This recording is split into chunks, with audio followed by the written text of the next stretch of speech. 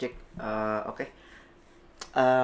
Di video kali ini saya akan jelaskan apa itu VLAN atau kepanjangannya adalah Virtual LAN.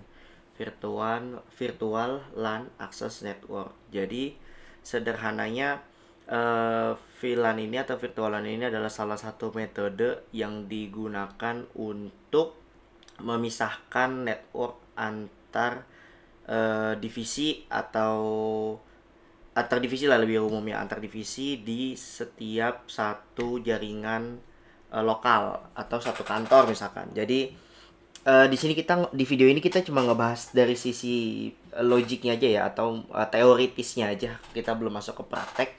Jadi untuk VLAN ini itu ada di layer 2, di layer data link. Kalau misalkan kembali lagi, karena kita belajar dari sisi network, maka kita harus tahu apa itu OSI layer. Jadi sederhananya OSI layer itu salah satu cara untuk melihat bagaimana proses jaringan itu bekerja. Nah, di layer 2 tadi kan dibilangnya di sini VLAN ID itu jalan di layer 2 data link, berarti jalannya di sini.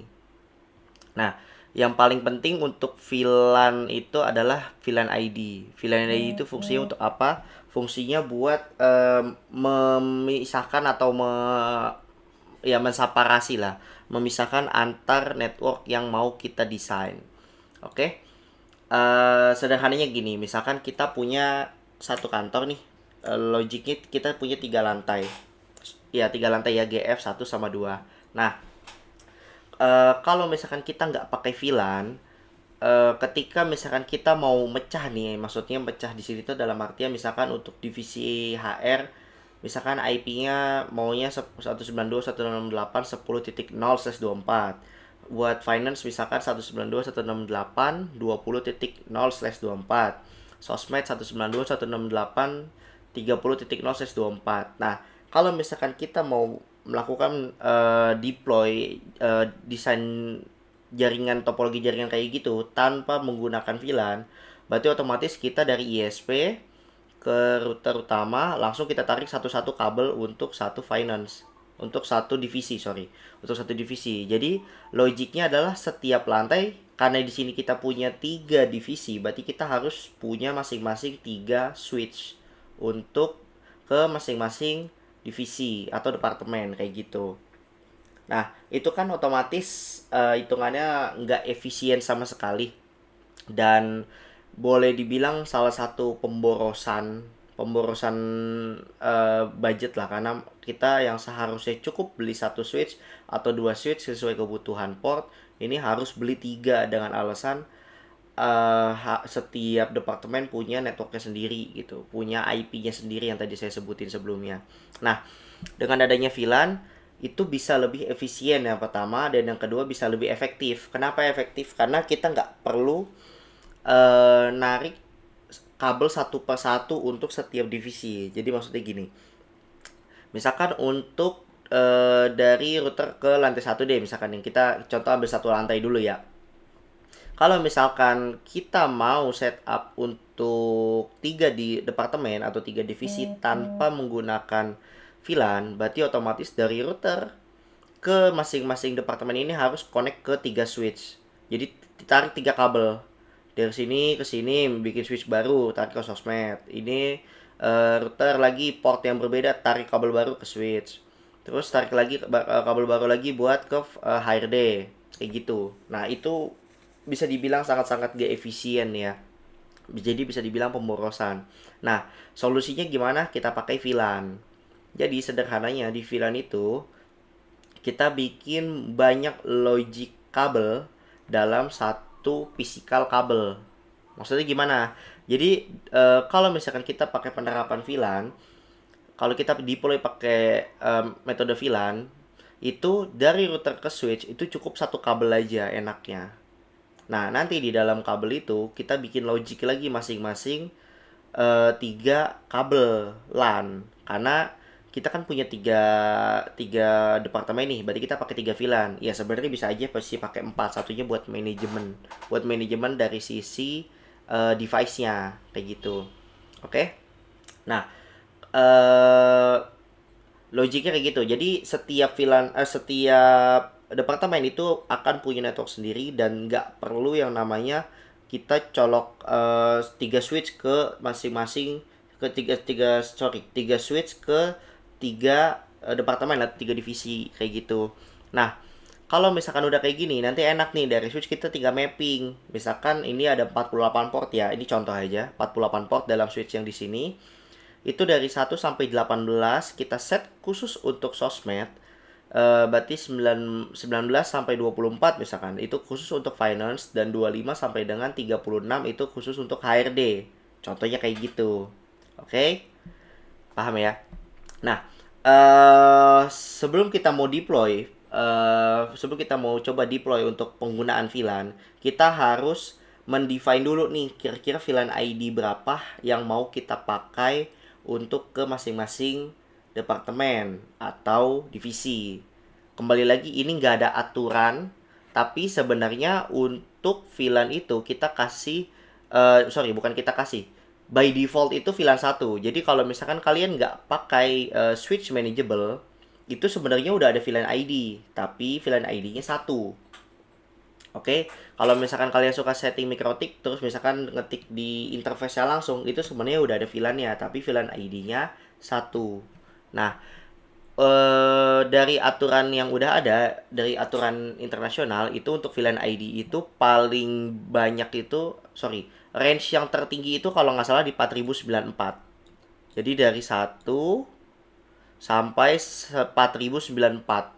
Tapi memang untuk penggunaan ini kita boleh dibilang jarang banget ya sampai 4094, karena sebelum kita bikin 4094 VLAN itu pasti perangkatnya udah modar duluan gitu. Karena jarang banget kita penggunaan kayak gitu. Paling kalau untuk real penggunaan terutama dari sisi production untuk kantor biasanya sih jarang ya.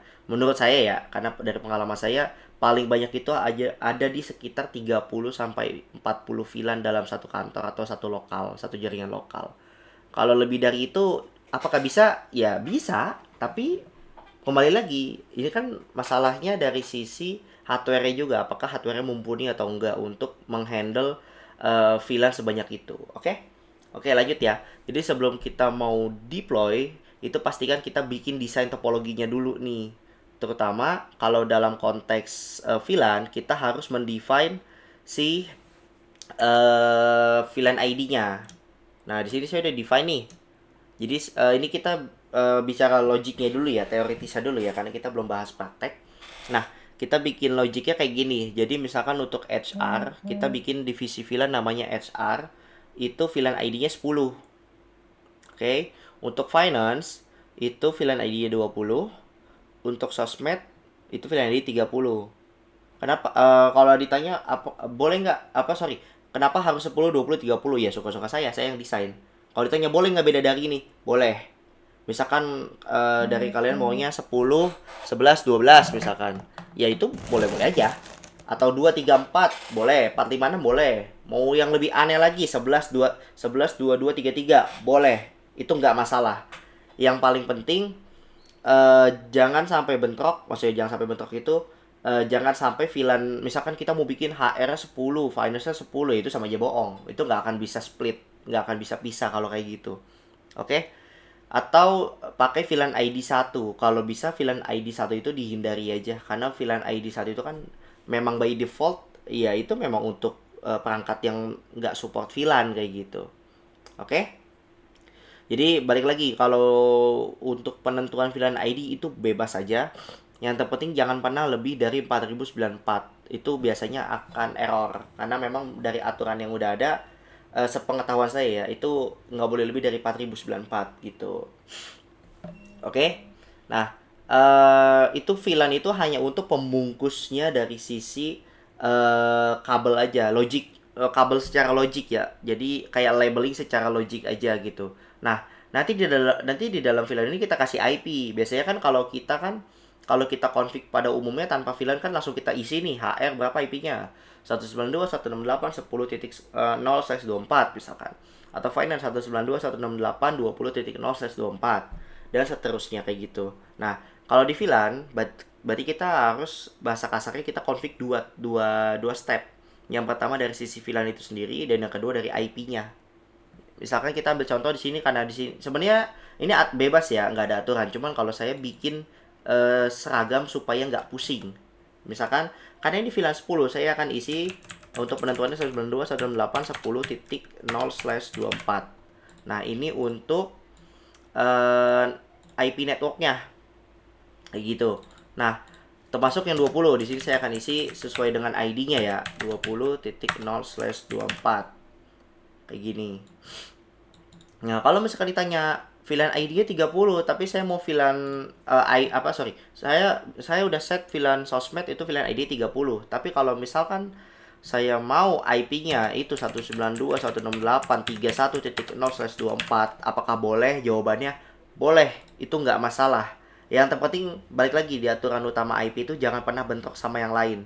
Kalau misalkan di sini 30 set 31 itu nggak apa-apa, tapi kalau misalkan di sini 30 terus di sini di setnya itu 20 juga sama kayak finance, itu nggak akan bisa, itu akan bentrok kayak gitu. Tapi kalau misalkan kalian mau random nih, misalkan di sini 30 tapi kita maunya di sini 254 gitu, ya boleh-boleh aja, nggak masalah. Nggak masalah karena logiknya itu untuk VLAN itu hanya sebagai pembungkus aja. Jadi pembungkus yang fungsinya supaya isolate antara satu VLAN dengan VLAN yang lain. Logiknya kayak gitu. Oke? Cuman kalau saya sih menyarankan kalau bisa disamain aja antara VLAN ID sama IP address-nya. Supaya apa? Supaya nanti ketika ada error troubleshooting kalian nggak pusing gitu. Karena kalau dibikin acak-acak sendiri, yang ada kalian bakalan pusing sendiri ketika troubleshooting kayak gitu. Oke? Oke, ini saya samain aja 30. Nah, kan ini kita hanya membahas seputar teoritis atau topologinya. Di sini saya bikin saya buat simbolnya yang berbeda. Jadi misalkan untuk XR di sini saya bikin garis putus itu warna biru tua. Finance itu garis putus warna hijau muda. Sosmed itu garis putus warna orange. Oke? Nah, sekarang kita masuk ke topologinya. Nah, kalau untuk dari konfigan ISP ke router ya ini sebelumnya di channel ini juga ada ya. Cari aja yang basic config-nya MikroTik dari 0 sampai connect internet. Nah, kita udah mulai agak advance-nya itu ketika dari router ke switch kayak gini. Nah, ini udah mulai agak-agak ribet nih sebenarnya. Sebenarnya kalau untuk apa namanya? Untuk penggunaan yang lebih real atau di level enterprise itu biasanya dia bikin dua. Jadi ada dua tipe switch yang namanya switch core sama switch access atau core switch, switch core sama aja lah sebutannya. Nah, switch core itu sebenarnya untuk pengganti router. Jadi sebenarnya kalau dalam production enterprise sebenarnya setiap perangkat itu punya fungsi yang masing-masing. Jadi nggak semuanya digabung ke satu jadi router. Kalau ditanya kenapa begitu, ya supaya nggak berat pada intinya. Kalau semua tugas atau semua service di handle sama satu perangkat, itu pasti akan ada peluang dia akan jamming atau ngehang lah bahasa ini ya, nge-lag lah boleh dibilang lah, kayak gitu. Oke, nah ini desain topologi yang saya buat ada GF lantai 1 lantai 2. Kalau ditanya, ini bisa nggak dari switch ini langsung ke sini ke router atau dari switch ini langsung ke router? Bisa-bisa aja. Itu nggak masalah. Yang penting di routernya ada portnya yang buat connect ke sini. Berarti kan kalau misalkan kayak begitu, logiknya butuh 3 port router ke setiap lantai kan. Logiknya kayak gitu ya. Oke. Ini kita buat biar lebih gampang dipahamin aja lah gitu. Nah, kita mulai ya.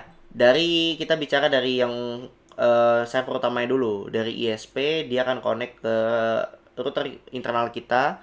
Tergantung ya ISP, ada yang pakai metodenya DHCP, ada yang pakai IP static. Kalau misalkan kalian langganan IP public, ada juga yang modelnya pakai PPPoE. Biasanya kalau pelanggan rumahan pasti pakai PPPoE. Nah, dari router ke switch kita bikin VLAN ID ini. VLAN 10, 20, dan 30. Misalkan kita taruh di kalau kita bicara MikroTik, misalkan itu kita taruh di Ether 5 misalkan. Ini saya tulis saja Ether 5. Nah, aduh, kayak gini ya. Ini contoh aja ya. Ya semoga kalian ngerti lah. Kalau memang nggak ngerti, silahkan ditanya aja di kolom komentar. Nah, misalkan di Ether 5 itu kita akan buat 3 VLAN. Berarti VLAN 10, VLAN 20, dan VLAN 30. Nah, di dalam interface VLAN ini kalau kita bicara mikrotik ya, itu kita bikin setelah bikin VLAN ya, kita masukin IP-nya, IP si gateway-nya. Berarti 19 untuk VLAN 10 itu 192 168 10.1 20 VLAN 20 20.1 30 30.1 kayak gitu. Oke. Nah, dari router itu nanti ke switch. Nah, nanti di switch ini akan ada yang namanya dua config. Bukan dua config, sorry. Dua mode. Dua metode VLAN. Jadi yang pertama ada yang namanya VLAN trunking. Yang kedua ada namanya VLAN access. Nah, kayak gini. Ada dua. Di setiap di switch itu nanti akan ada dua mode. Dan ini nggak bisa dipilih dua-duanya ya. Kayaknya sih bisa ya. Tapi nama metodenya metode hybrid. Tapi itu agak membingungkan sih. Tapi udahlah, untuk hal-hal basic kita yang sederhana dulu aja buat penamaannya, oke? Nah, dari router ke switch itu namanya mode VLAN terang. Jadi sederhananya terang, VLAN terang dan VLAN akses itu perbedaannya adalah kalau VLAN terang itu yang ditujukan untuk perangkat yang bisa menerima VLAN atau bisa memfilter VLAN, bahasa kasarnya gitu, kayak misalkan router, switch yang manageable ya konteksnya, bukan unmanaged ya. Nah, kalau VLAN akses itu yang biasanya tujuannya langsung ke end user. End user di sini dalam artian ya klien gitu, baik klien ataupun orang yang biasa pakai orang biasa lah, orang non IT lah, atau kita pun IT juga biasa pakai akses juga gitu. Contohnya apa? Ya cara paling gampangnya adalah komputer, terus laptop, IP phone kalau misalkan ada kayak gitu. Kadang access point juga kalau misalkan access pointnya nggak support VLAN kayak gitu. Nah, tadi saya mention ada switch manageable, ada switch unmanageable kan. Oke,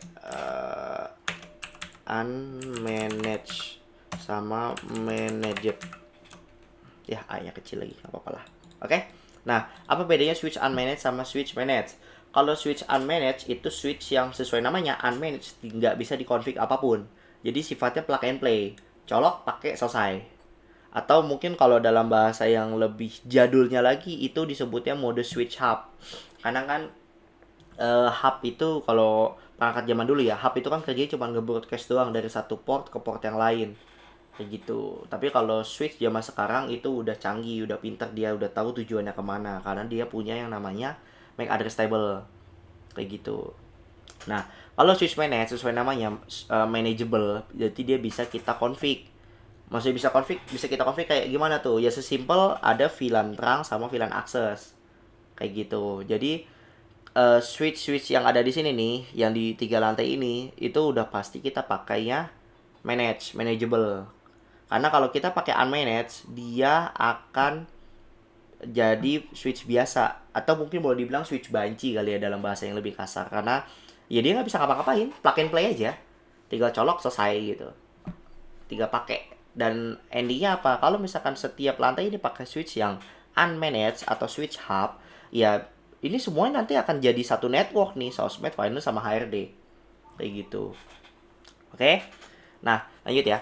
Berarti dari switch ke router, yang di router Ether 5, let's say kita ambil contoh dari router ke switch itu kita colok di port 1 misalkan aja. Ini sebenarnya bebas, gak ada aturan. Kalian mau taruh port 1, 20, 21 itu bebas, gak ada aturan. Yang penting jangan bikin kalian pusing ketika ngedesain topologi gitu. Oke? Nah, nanti dari port Ether 1 ke Ether 5 atau Ether 5 ke Ether 1 ini dua-duanya akan disetting VLAN terang. Disebutnya terang. Kenapa terang? Karena mereka membawa VLAN lebih atau membawa VLAN yang boleh dibilang cukup banyak lah. Atau buat bahasa kasar untuk backbone. Jalur backbone.